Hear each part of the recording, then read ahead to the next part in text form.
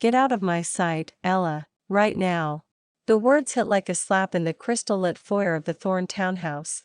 Ella Petro froze with a ladle in her hand, soup still steaming on the stove behind her. Elias Thorne stood by the front door with a woman on his arm. The woman looked like a polished version of Ella's reflection. Same oval face. Same gentle eyes, only sharper. Same mouth, only trained into a perfect smile. Her coat was designer. Her presence filled the space like she owned it. Elias. The woman said softly. You still keep the house so cold. Elias's expression did not change. His gaze moved past the woman and pinned Ella to the floor. Why is she here? Ella asked, voice thin. The woman turned her head, studying Ella with curiosity that did not bother to hide its cruelty. So this is her. You were right. She really does look like me. Ella had practiced wearing this pale blue dress for months, because Elias once said it was his favorite color on someone. Not on her. Elias spoke, calm and sharp. Lena is home. Lena Cole smiled. I came back early. I missed New York. I missed you. Ella searched Elias's face for guilt, a flicker of warning, anything that sounded like a husband remembering vows he forced on her. She found nothing. Ella. Elias continued. From today on, you move into the guest room. You do not enter the master suite. You do not sit with us at meals unless I tell you. And you do not wear that dress again. The air left Ella's lungs. I am your wife. Elias's mouth curved, not quite a smile. Wife is a contract word. Do not pretend it is more. Lena's tone became sweet as honey. Ella, thank you for taking care of Elias while I was away. You must be exhausted. Do not worry. Elias will compensate you generously. I do not want your money. Ella said. I want an explanation. I want respect. Elias stepped closer. His voice dropped, dangerous and quiet. Respect is not something you demand in my house. It is also my house. Ella said, surprised by her own courage. Elias stared at her as if she had forgotten her place. You are here because you were useful, because your face reminded me of someone I could not forget. Now that someone is here, your usefulness ends. Lena sighed, almost sympathetic. You got to play wife for a while. Now the real one is back. Ella's stomach twisted. Hospital bills. Her parents' collapsing health. A contract that gave her a roof and gave Elias a stand-in. Elias glanced at his phone, then looked back at Ella with finality. Pack what is yours. Leave what is not. And remember what you are. Ella's voice shook. What am I? Elias's eyes were ice. A substitute. A shadow. A temporary answer to a question that never belonged to you.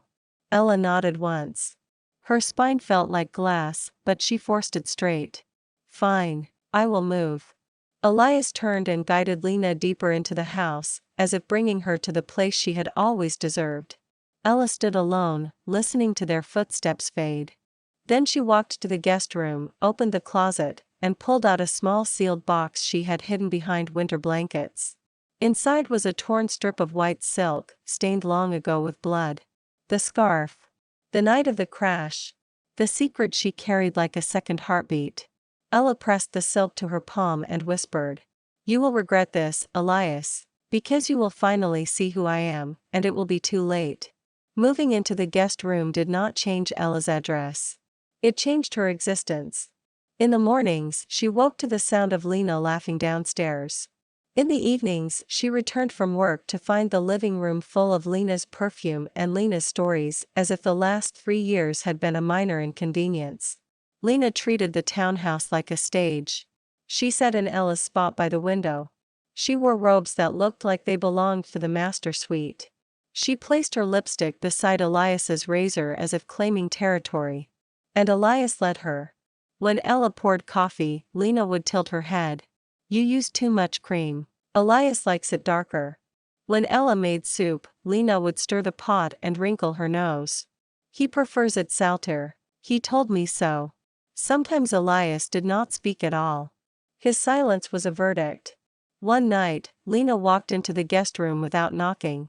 She held a velvet jewelry box in her hand. Elias gave me this. Lena said, flipping it open. A diamond bracelet glittered inside.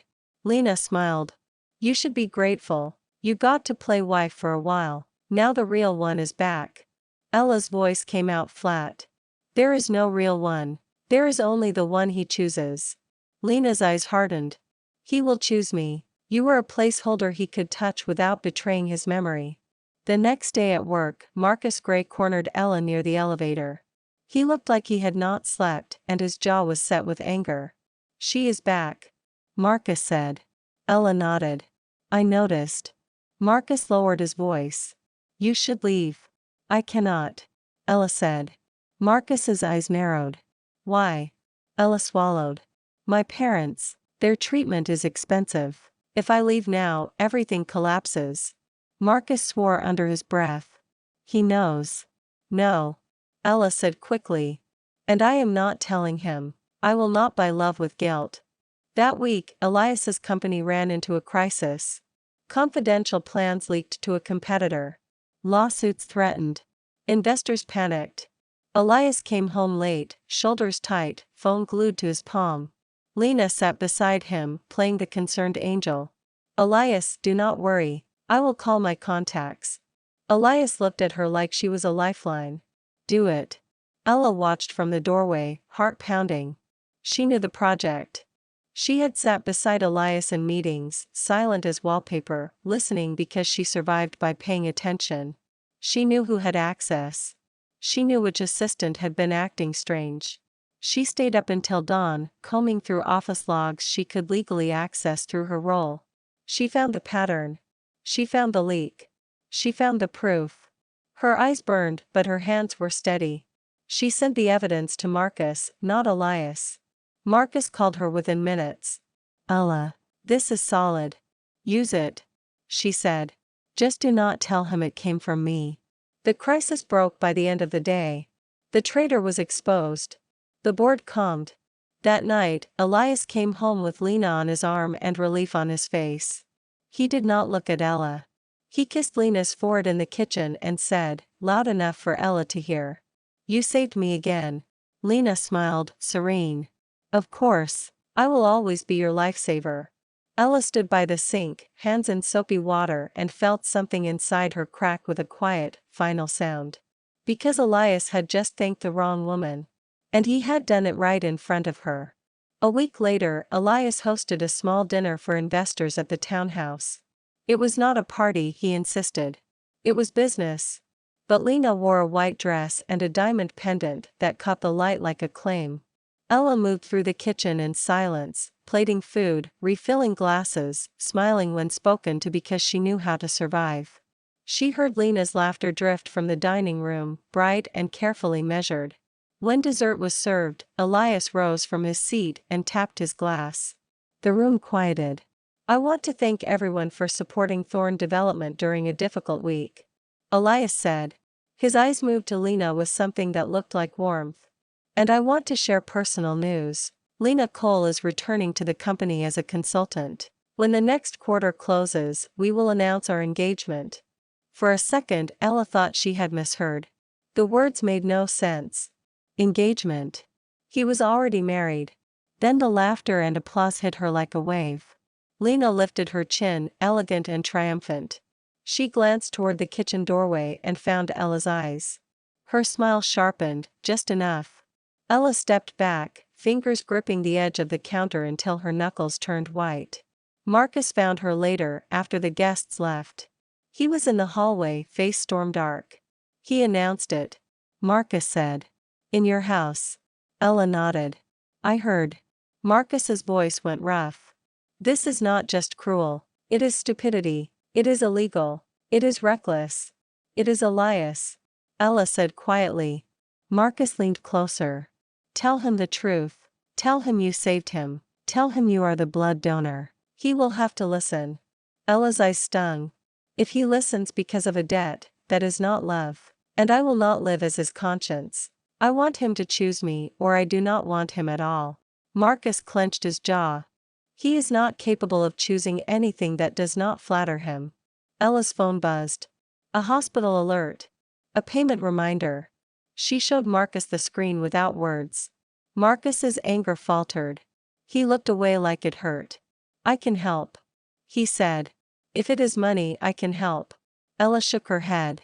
If you help, Elias will think I arranged it. He will think I plotted. He will think I am trying to trap him. I cannot survive being misunderstood again. That night, Ella sat on the guest room bed and stared at the suitcase she had started packing and repacking for days. She took the scarf from the box and pressed it to her wrist, right over the scar, until the skin ached. Outside, she heard Elias and Lena laughing in the master suite. Ella closed her eyes and whispered, "Just a little longer, then I am gone." Elias refused to sign the divorce papers the first time Ella brought them. She placed the envelope on his desk in the study, careful not to touch his hand, careful not to smell his cologne, careful not to remember nights when she pretended the warmth between them meant something. Elias did not open the envelope. He looked at her instead, eyes unreadable. "You want a divorce?" he said. "I want an ending," Ella answered. Elias leaned back. "Not now." Ella's throat tightened. "Why?" "Because the company is fragile," Elias said. "Because the board watches everything. Because a divorce becomes gossip, and gossip becomes numbers." Ella let out a laugh that sounded like it belonged to someone else. "So I stay married to protect your stock price." "You stay because you signed a contract," Elias said. Ella held his gaze. "Then consider this my resignation." Elias stood, tall and imposing. "I will compensate you, when things stabilize. Enough money to disappear comfortably." "I do not want to disappear," Ella said. "I want to live." Days passed. Elias threw himself into work. Lena clung to him like proof of victory. Ella moved through the townhouse like a ghost, doing only what she had to do. Then Elias got sick. It started as a headache. Then chills. Then a fever that left him shaking. Ella found him in the hallway at 2 in the morning, one hand braced against the wall. "Elias," she said, instinct taking over. His eyes were unfocused. "Go away. You are burning up," Ella said. "I said go away," he snapped, but his voice broke. Ella went to the master suite and knocked. Lena opened the door, eyes sleepy and annoyed. "Elias has a fever," Ella said. "He needs medicine. He might need a doctor." Lena frowned. "I have an early meeting tomorrow." Ella stared, disbelief turning into clarity. "Fine. Go back to sleep."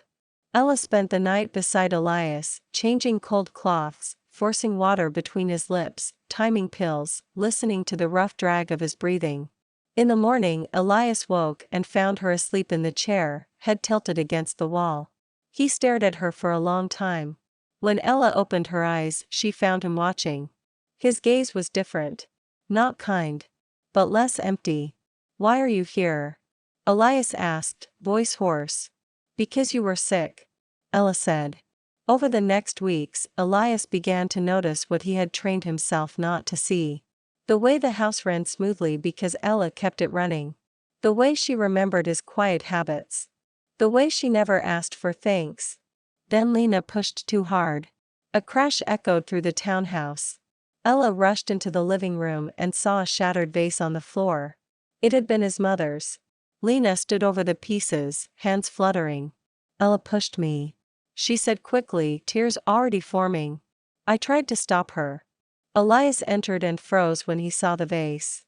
His gaze rose to Lena's tearful face. "Elias," Lena whispered. "Please do not be angry." Elias looked at Ella. "Did you do this?" "No," Ella said, voice steady. "She did." Elias's expression hardened. "You are lying." Something quiet snapped inside Ella. Acceptance. She crouched and picked up one shard of porcelain. The edge cut her finger. A bead of blood appeared, bright against white. Ella held the shard out to Elias. "Do you want me to bleed for you too? Will you believe me then?"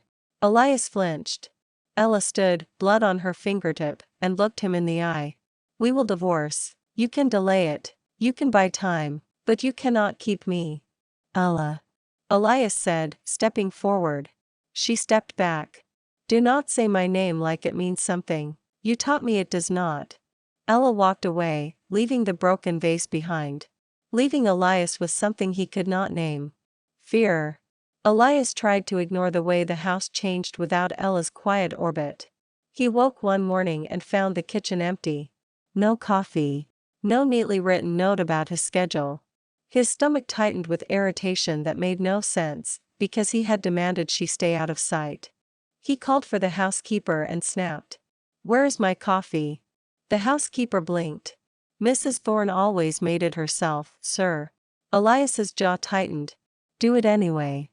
The coffee tasted wrong. Later that day, Lena leaned against his desk with a lazy smile. "You look tired. Do you want me to cancel your afternoon meetings?" Elias glanced up. For a second he imagined Ella saying the same thing. Ella would not touch his papers.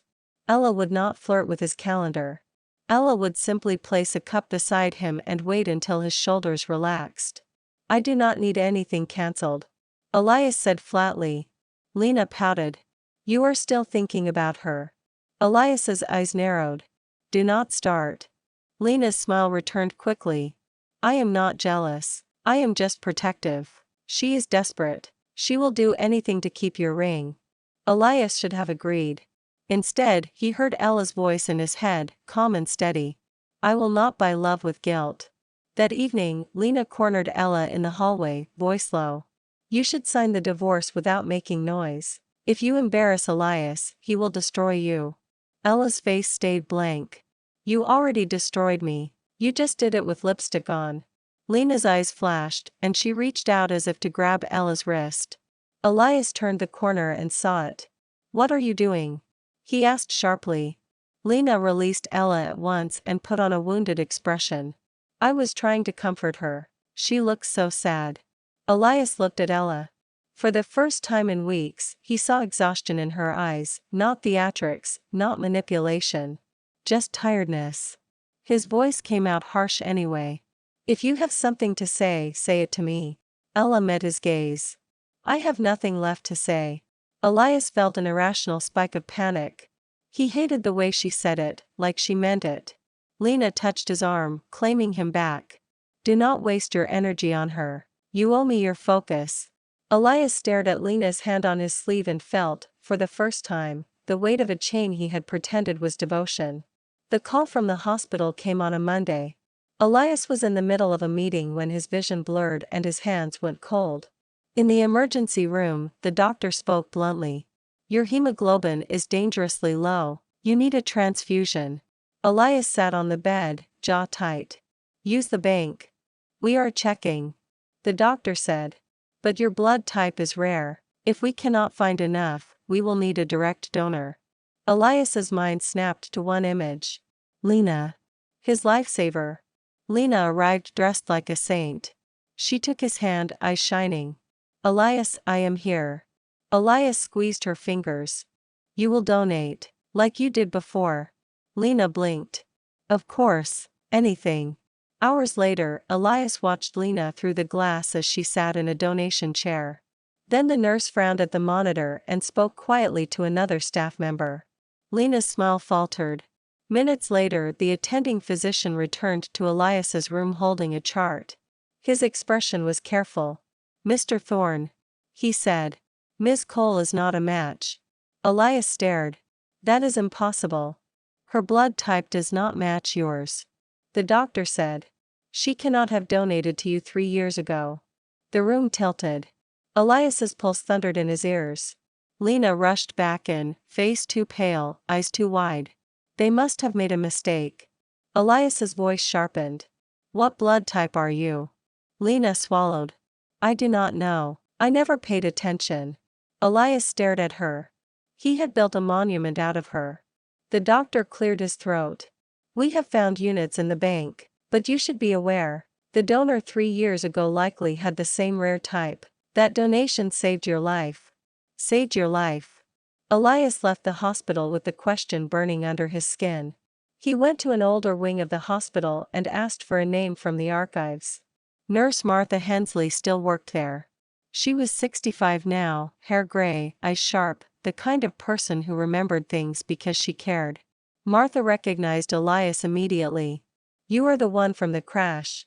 Elias nodded. "The woman who donated blood to me that night. Who was she?" Martha studied his face. You do not know. Elias's throat tightened. I thought I did. Martha let out a slow breath.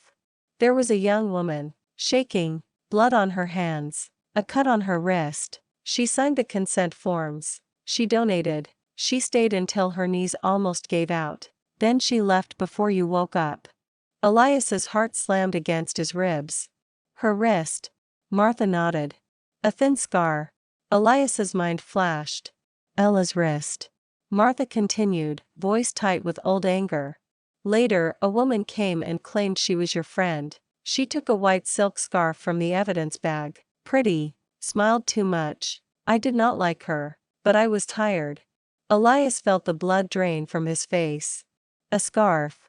He drove home like a man possessed. He stormed to the guest room and tore through the closet. Then he found it. A sealed box behind folded blankets. Inside was a torn strip of white silk. He pulled out the scarf he had kept in his safe for 3 years. He held the two pieces together. The tear lines matched perfectly. When the front door opened downstairs, Elias heard Ella's footsteps. He stepped into the hallway and waited. Ella appeared at the end of the corridor. She saw him, then saw what he was holding. Her face drained of color. Ella. Elias said, voice shaking. Tell me the truth. Ella's eyes flicked toward the scarf, then away. Put that down. Elias walked toward her. His hand caught her wrist. His thumb brushed the faint scar. Ella flinched. Elias swallowed. It was you. The night of the crash. It was you, wasn't it? Ella tried to pull away. Elias held on, trembling. Answer me. He said. Was it you? Ella's breathing turned shallow. Her eyes shone, not with softness, but with years of swallowed pain. Yes. She said finally. The single word dropped between them like a stone. Elias staggered back. Why did you not tell me? Ella laughed, and it sounded like a sob. Tell you, so you could be kind, so you could finally look at me. I did not know. Elias said, voice breaking. You did not want to know. Ella snapped. You wanted a story, you wanted a face you could worship. She walked into the guest room and grabbed the scarf piece from his hand. She held it up like evidence. That night. She said, voice shaking. I saw the crash. Your car was smoking. People were filming instead of helping. I broke the window and pulled you out. Her eyes glistened. You were barely breathing. I kept talking to you because I was terrified you would die. I told you my name. You did not hear it. You just looked at my face like you were trying to memorize it. I donated blood. Ella continued. They said you needed a rare type. Mine matched. I signed forms with hands that would not stop shaking. I stayed until my vision blurred. Then I left because my parents were calling, because my life was collapsing. Elias whispered. The scarf. I used it to press my wrist. Ella said. It got soaked. When I woke up the next day, it was gone. Elias's voice shook. Why did you agree to marry me? Ella's mouth twisted. Because I needed money. Because my parents were drowning. Because you offered a contract. And because I was stupid enough to think that maybe, if I stayed, you would see me. Elias stepped closer. Ella, No. Ella said, fierce. You saw a shadow. You enjoyed my care and punished my hope. And when Lena came back, you humiliated me. The front door slammed downstairs. Lena's voice echoed. Elias, where are you? Ella stiffened. Elias turned, fury rising. Lena appeared in the doorway, eyes flashing when she saw the scarf pieces. Her face went white. Elias. Lena said quickly. She stole that from me. She is trying to confuse you. Elias's voice went deadly calm. Your blood type does not match mine. Lena froze. Ella stared at her. You were there later. You took my scarf. Lena's eyes narrowed. And if I did, what then? You left it behind. I stepped in. That is how life works. Elias clenched his hand. Get out. Lena stepped forward. You owe me. You married her because she looked like me. You do not throw me away for a substitute who is using guilt. Ella flinched at the word, then straightened. I did not use it. I buried it. Elias pulled out his phone and called security. Escort Ms. Cole out. Lena fought, screamed, called Ella names that cut like knives. As she was dragged away, Lena twisted her head and hissed at Ella. Even if you saved him, it does not matter. He already destroyed you. The door shut. The townhouse fell silent again, except for the storm outside. Rain began to hammer the windows, heavy and relentless, like the night of the crash. Ella wiped her face with the back of her hand. She looked at Elias, eyes empty now. "This is the moment you wanted," she said quietly. "The truth. Here it is." Elias stepped toward her, voice breaking. "Ella, please." Ella lifted the scarf and let it fall into the box like a burial. "It does not matter what you knew. It matters what you chose." Elias reached out. "Let me fix it." Ella stepped back. "You cannot fix 3 years. You cannot fix what you said to me in that foyer." Elias's eyes filled. "Tell me what to do." Ella picked up her suitcase, already packed in the corner. "Sign the divorce. That is what you do." "Ella." Elias whispered, panic rising. "Do not go." Ella opened the door. The rain roared outside. She turned once, voice calm, almost gentle. "You wanted the woman who saved you. She was here. She cooked for you. She bled for you. She loved you. And you threw her into the guest room." Her eyes met his, steady and ruined. "Goodbye, Elias." Then she walked into the rain. The townhouse became a mausoleum. After Ella left, Elias stopped hosting. He stopped smiling for investors. He sat alone in the kitchen at midnight and stared at the place where Ella used to set a cup of tea beside his laptop. He tried to call her. No answer. He sent messages he never would have written before. "I'm sorry. Please talk to me. I will sign anything." The red receipts never appeared. Marcus Gray showed up 3 days later and shoved Elias against the wall with a hand on his collar. "You let her walk into the rain." Marcus snarled. Elias did not fight back. His eyes were hollow. "Help me find her." Marcus released him with disgust. "I will help her stay safe. You do not deserve her." "I know." Elias whispered. Elias searched anyway. He hired investigators. He checked airports. He checked hospitals. For the first time in his life, money did not feel like power. It felt like poison. He paid Ella's parents' medical bills through a third party. No name. No note. No condition. He stood in the hospital hallway once and watched Ella's mother sleep with an IV in her arm. The sight carved him open. He learned the truth piece by piece, the details Ella never told him. How she took extra shifts. How she skipped meals. How she protected his company from a leak and let Lena take the credit. The shame sat in his stomach like stone. Then he did the one thing that finally proved he understood. He went public. At a press conference, Elias stood under harsh lights. The board sat behind him, furious and tense, because scandal meant money. Elias looked at the reporters and said, 3 years ago, I survived a crash because a stranger donated blood and stayed by my bed. I believed someone else was that person. I was wrong." The room erupted with whispers. Elias's voice did not waver.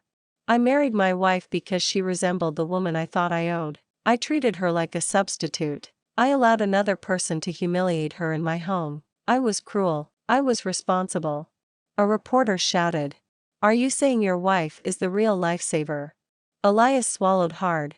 "Yes." Another shouted, "Then why did she leave?" Elias closed his eyes for a brief second. "Because I broke her. And she had every right to leave." The board demanded he step down temporarily to calm investors.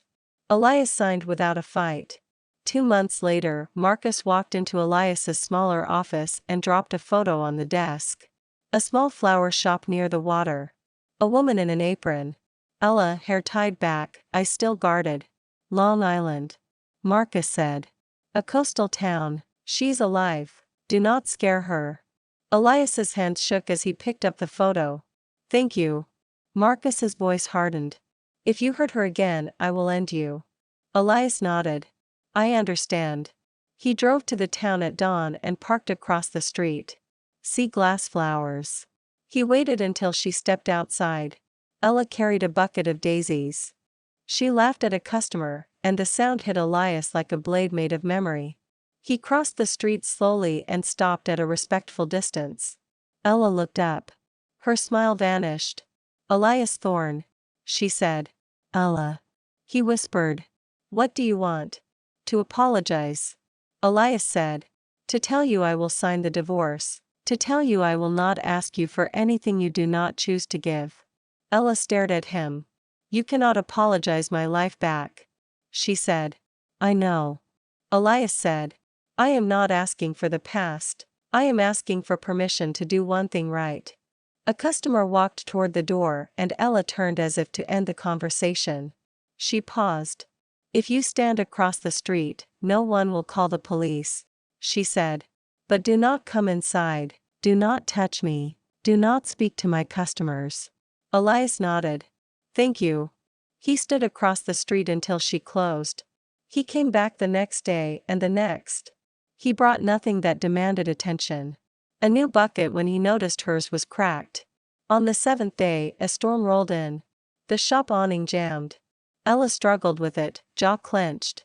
Elias crossed the street, lifted the awning into place and fixed the latch with quiet hands. Ella watched him, rain on her lashes. "Why are you doing this?" Elias swallowed.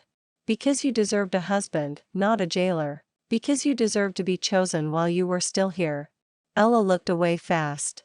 When the latch finally clicked, Ella opened the door and spoke, voice low. "One coffee, 10 minutes, then you leave." Inside, the shop smelled like eucalyptus and paper. Rain tapped the window. Ella stared into her cup. "If I ever let you close again, it will not be because you owe me. It will be because you know who I am and you still want me." Elias's voice shook. "I want you, not the scarf, not the scar, not the story, you." Ella held his gaze for a long time, then nodded once. "One step," she said. "That is all you get." Elias nodded, careful like a man carrying something fragile. "One step. I will not waste it." Outside, the rain softened. The sea beyond the street kept moving, patient as time. And for the first time since Ella left, Elias felt something other than regret. He felt a chance. Small.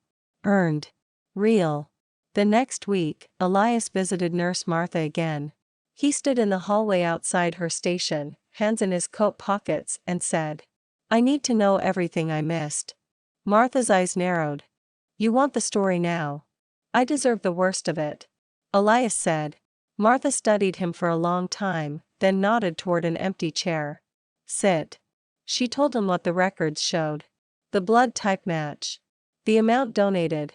The time Ella stayed. The way Ella kept asking if he was breathing. The way Ella refused to give her contact information, like she was afraid of being thanked. "She was not hunting you," Martha said. "She was running from her own life falling apart." Elias felt his throat close. "I married her and treated her like a thief." Martha's voice was sharp. "You treated her like a thing. And you let another woman parade around your house wearing her humiliation." Elias nodded once. "I did." Martha leaned closer. "If you truly want to fix something, stop trying to buy your way back into her life. She already paid." Elias swallowed. "Then what do I do?" "You become someone worth her time," Martha said. "And you accept that she may still walk away." On the drive back, Elias pulled into a pharmacy parking lot and sat with his hands on the wheel until they stopped shaking. Then he wrote a letter on his phone. Not a text. Not a demand. A letter. He printed it, sealed it, and gave it to Marcus without asking for praise. "It is an apology," Elias said. "No pressure. No requests. If she burns it, I will understand." Marcus stared at him, suspicious. "You finally learned to shut up." Elias nodded. "I am trying." When Ella allowed him into the flower shop for coffee, he did not mention the letter. He did not mention the press conference. He did not mention the money. He listened. Ella spoke about the ocean. About how the waves sounded like breathing. About how she could finally sleep without hearing her own footsteps being judged. Elias kept his hands folded in his lap to prove he could keep them there. When he left, he stood outside the shop for a moment and watched her through the window. She moved between buckets of flowers, calm and focused, like a person who belonged to herself again. Elias whispered into the wind. I will not steal you back. I will earn you or I will lose you. Across the street, Marcus watched from his car, arms crossed. He did not smile. But he did not drive Elias away either. Thanks for watching. Follow for more romance stories.